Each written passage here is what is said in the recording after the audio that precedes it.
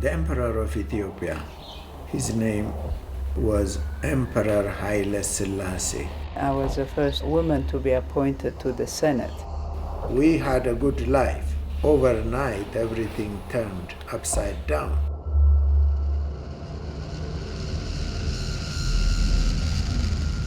They started massacring people left and right. Many of our friends have been caught escaping, have been thrown in jail. We decided to escape. We're not going to sit around and wait. We're going to try and run away with our children. We didn't know that we will survive.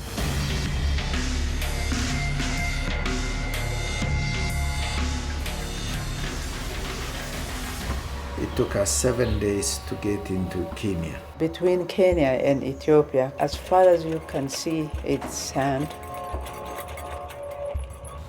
Our children have not had a glass of water for that was their third day. That really broke our heart that they may give him water from the radiator. We were not scared to lose our life, but we were dead scared to think of our kids, to be by themselves, no one to care for them. And that's when we committed our life totally to the Lord's service. I've been to many projects in the world, and by far, Project Mercy is the best I've seen.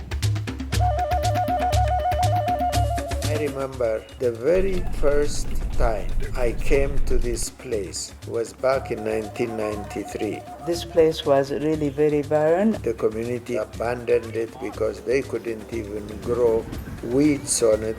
It was full of rocks and rocks and rocks. I think rocks were first created on that piece of land. We cleared it. It was all done by the farmers. Taught them how to build cement blocks, how to do construction.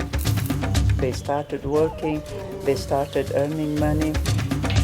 Project Mercy came here because the people of the community said, would you come and help us? So we came and we built the clinic and the school.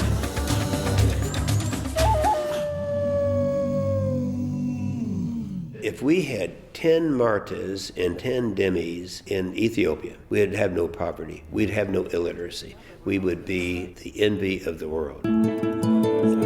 We tackle the poverty from many angles. That's the key. That's the difference. The work of Project Mercy is always on the need that the community has.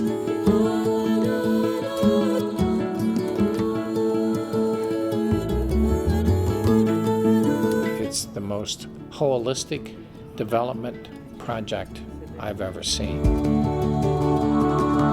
It's so complete. It has an elementary school and a high school. It has job training. It has vocational training. They have an agricultural area there. They have a dairy. They have a beef complex where they can show how to grow beef. It teaches morality. It teaches spiritual growth. They have a welding school, a carpentry school, a large hospital. It has everything. You don't see that in development projects. Lack of food in this community has a long history of people having been starving. We wanted to introduce vegetable gardening. Vegetable is really a twofold benefit to this community. One, it's a cash crop. It's also becoming a very high nutritional benefit for the community. They now eat carrots, green beans, cabbage, even broccoli. We have changed for the better around here because of these vegetables.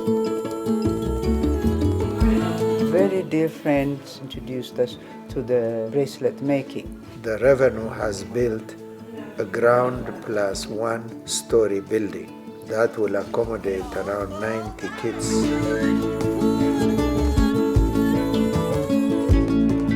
The hospital came as a result of the request of the community. They asked for a clinic to be built. We honored their request. Okay, this place is around 114 kilometers from Addis, and 95% are Muslim area. Most of the people coming to our hospital are Muslims. It's very good to work in the hospital because there are so many needy people. So helping for the needy is very good for me. The whole story of changing a very poor community to a much better community today came to be. Today we have 1,500 children in the school. Education is a good thing for these societies. As a result of these educations, these people liberated themselves from illiteracy and they become two literate societies. What brings me the most joy is being with the children, talking to them, asking them, what are you going to be? They are thinking, I can be a doctor, I can be a nurse, I can be an engineer, I can be this.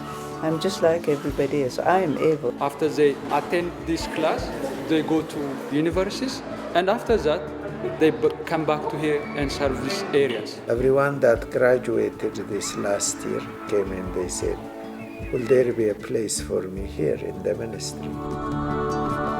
Now we have a full-fledged farm where the cows are going to be producing higher yielding heifers. Ethiopia used to be milk-rich country.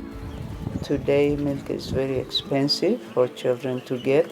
So that's why we are committed to cattle breeding. When we saw that majority of the kids don't have any milk in their diet, we felt it was important to find cows that would have more milk production than the normal cows do.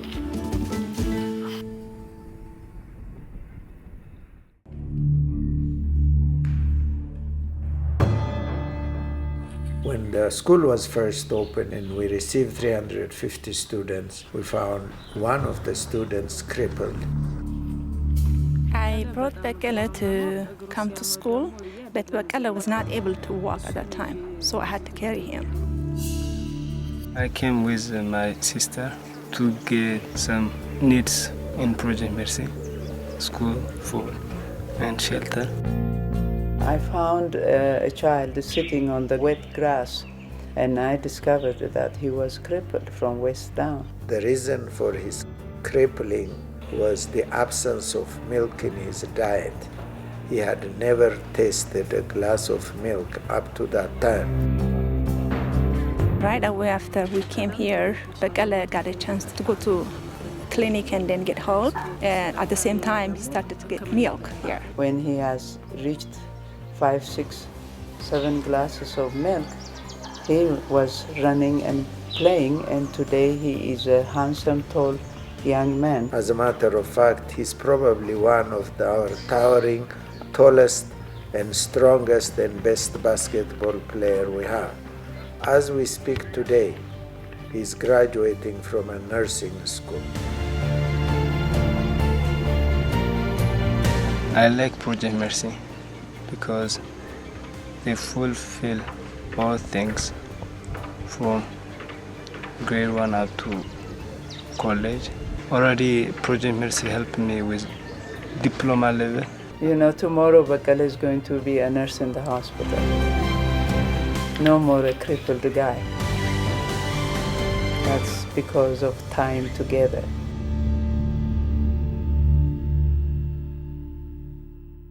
Something about Project Mercy that is every day happening. The Lord is totally in control. It is truly a divine, guided and divine provisioned ministry. It's just an amazing example of wonderful, humble people, of what they can do when God blesses you.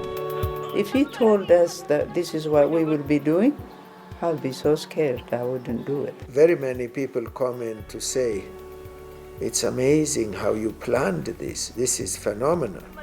Little do people know that's not how it unfolded. He gives us piece by piece by piece. And then when you put it all together, it makes sense. Never have I seen anyone who has done as much as Marta and Deme. Totally selfless, without any reason for doing it other than to save all of these kids. This question, people ask me, what is going to happen to Project Mercy when you die? Well, in the first place, I have no plan to die. In the second place, I have kids who are going to replace me, and why worry? One of them, I asked her one day, what are you going to be when you grow up? She said, what? I'm going to replace you. That gave me the greatest joy. When Project Mercy first came here, it came with a conviction to always put priority on the importance of love.